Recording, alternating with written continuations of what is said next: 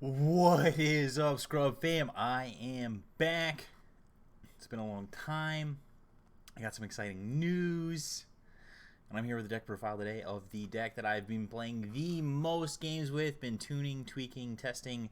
I played it at an event already and learned a lot about the deck and a lot about what I want to do going forward. And so I'm sharing with you my 65 for Goku Black and Zamasu. Before I get into that video, let me give a shout out to Shinron's Lair, newest sponsor, Bearded Collectibles, Alec Pastrana, best shop owner on the planet. If you're looking to get your sealed product for the Dragon Ball Super card game, you're going to want to go through Bearded Collectibles, especially with the new sets that are coming out, the draft box that is coming out with the new hotness we're seeing previews for. You go through Bearded Collectibles because Alec Pastrana is indeed the best shop owner on the planet. But anyway, enough of the plugs.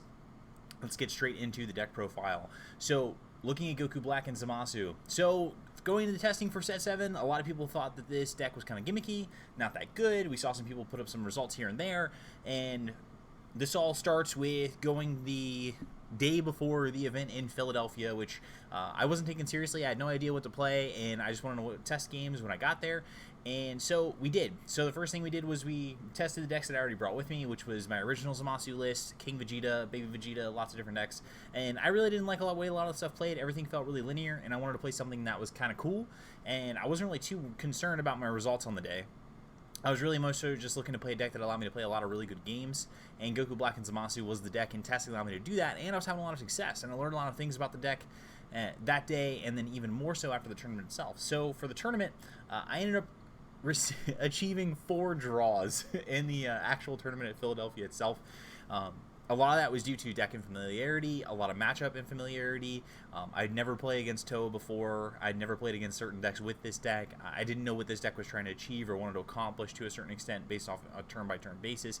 But what was cool is that since I got to spend that entire tournament playing this deck, and I even played the next day some pickup games with some friends, in which I was smashing a ton with, I found the right cards and the right ratios and the right things I wanted to do, and I really think that this deck can be a contender. I really just think it takes the right 65. I think it takes the right pilot, but I think the deck has a ton of potential. So, Goku Black, first of all, on his front side, when this card attacks, look at the top 5 cards, choose up to 1 blue or yellow Goku Black or Zamasu card among them and add it to your hand, and then shuffle your deck. So, this is a unique ability. A lot of leaders are starting to have this new look at the top 5 to find a card that matches your strategy, and this is really important because whenever you're playing a leader like this, it allows you to kind of manipulate your deck. It allows you to manipulate your deck building, so you don't have to max out on all these cards, which means you get to allow yourself more space for different cards. You can put different numbers of certain cards in your deck because you're going to see them more often, and you have to remember that you're not drawing actual cards, you're just drawing cards of this specific type. So you want to make sure you have plenty of hits, of course, but you also want to make sure that you have plenty of cards in your deck that are not these cards, so you're going to be able to draw these within your opening 6, your draw for turn, etc., and really using the leader ability on the front side as a tutor. And then he has a really cool awakening ability. When your opponent has 3 or more energy, you may draw 1 card, choose up to 1 energy, and then flip this card over. On the back side, same thing. When he attacks, look at the top 5, and then it has a secondary ability. When you attack a leader card, you get minus 5k. And so this is actually something that at first, in testing, I felt was kind of like meh, but I really spent a lot of my energy attacking battle cards during the tournament just to kind of put pressure on the opponent. And then ultimately just failing to give the leader cards on the other side. It's really nice if you awaken early. Even if they are 10k, you can still pressure, but even then, once they're awakened, you don't want to give your opponent easy cards. You kind of want to restrict the resources. And then once returned, if your opponent has 8 or more energy, choose 4 cards from their life, put them at the bottom of their deck. This is, of course, your win condition. And then the second ability, which comes up clutch so many times in so many different matchups, and really I found this out just through all the games I've been playing with this leader. Choose one of your opponent's battle cards and return it to their hand. This is really important, really impactful in a lot of different matchups that we're going to be talking about. So let's go into the 50 itself. So we're playing 4-dimension magic, probably one of the best, if not the best negate in the game because it untaps 2 energy, which allows you to play into your other negates. So you have dimension magic, which allows you to then play your fused Zamasu, or it opens up your energy for Chomp of the Trickster, which a lot of people aren't playing this card. Chomp of the Trickster is probably one of the best cards, if not the best card in the set. For Bean, this allows you to extend your plays defensively, which I'm a huge fan of, especially when, like I said, we're playing stuff like Fuse, Zamasu, Chomp of the Trickster. It just gives us more options with our energy defensively. 3 Flying Nimbus main. It was 2, but with U6 being prevalent and this deck really having an issue against a lot of aggressive strategies or go wide strategies, you want to run Nimbus at 3 in the main. 3 Mass Replication, 2 Goku Black Evil's Accomplice. This was switched for the tournament, but I found that since this deck doesn't generate a ton of card advantage, it's much better to play the field spell on its own without using the 2-drop, so I switched the ratio, and it's been much better in testing so far, because it's increasing the amount of games where I have this on turn 2, and then it kind of really gets the rest of the deck going. And that's another thing too, is a lot of people haven't really been playing the token build, but honestly, I cannot play the deck without it. I think it's the thing that allows the deck to be the most unfair, especially when you're playing against decks that are like wish-based decks, like Gogeta 7 based decks. You have the Height of Mastery decks, like all those things.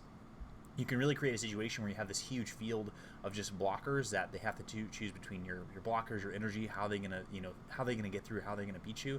And it's also key in the Toa matchup, because Toa doesn't have a way to deal with those blockers. We're playing 4 Beers the Fickle God. I'm a big fan of, if you're playing these dual color energy, you want to make sure you're playing 4 of the untap, and especially good with Goku Black and Zamasu, because if you ever play the 3-drop Goku Black Inviting the Darkness, if you reveal this, it just comes straight into play untapped, which is huge for you. 4 Hellas. I go back and forth between Hellas and the standard blue super combo. It really just depends on how prevalent you think aggro is going to be.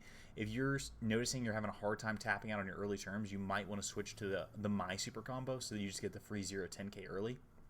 For Zamasu the Mastermind, a lot of times he's going to be the card that enables you to play your Fuse Zamasu, the 8-drop, because you just get to play this for free. And so sometimes you can play this with Countdown, which is the next card, play this for free, go into the Fusion, no problem.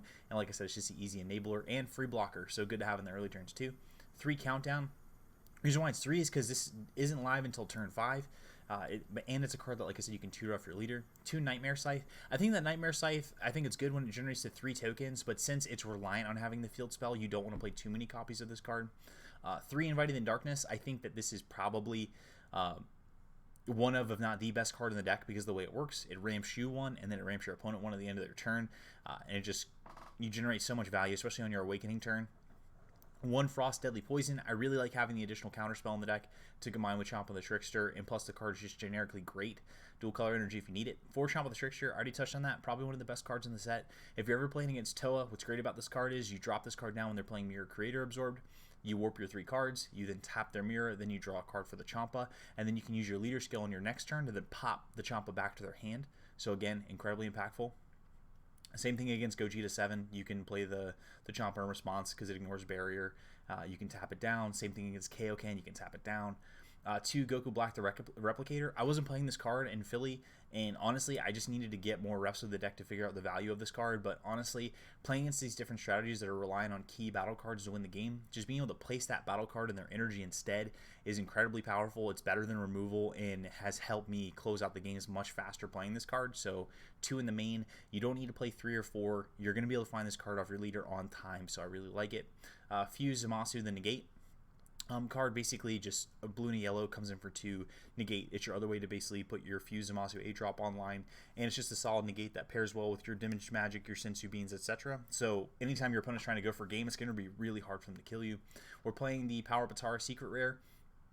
You could also play Son Goku and Oopsies of the future, but Power Patara is just so easy to activate, and you can find it off your leader skill that I just think the card has such value to play in the deck. And then, of course, Fuse Zamasu Divine Providence. This is your win condition.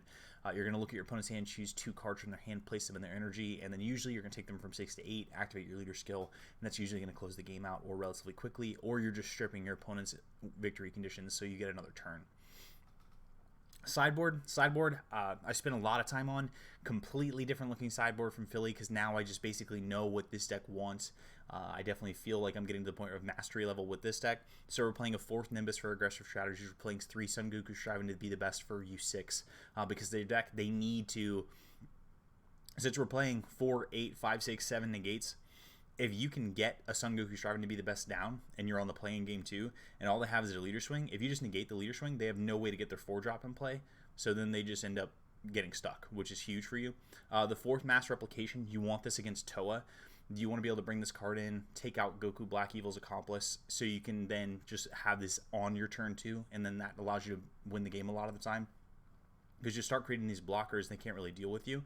And then, of course, your other plan against Toa is to bring in Goku Black the Replicator up to 4 copies, because what's big is not only do you have your leader skill to bounce the mirror, but now you can use the Goku Black Replicator to put the mirror 7-drop in their energy to ramp them, and then you can play the game with no hand as long as you have the blockers. And so the Replicator also creates a token for you. 3 Crisis Crusher, in preparation of anybody bringing in against Dark Power Mass Saiyan. 3 Mercenary Tower, Ruthless Trainer. Any green or yellow-based hand destruction strategy, you're going to want this.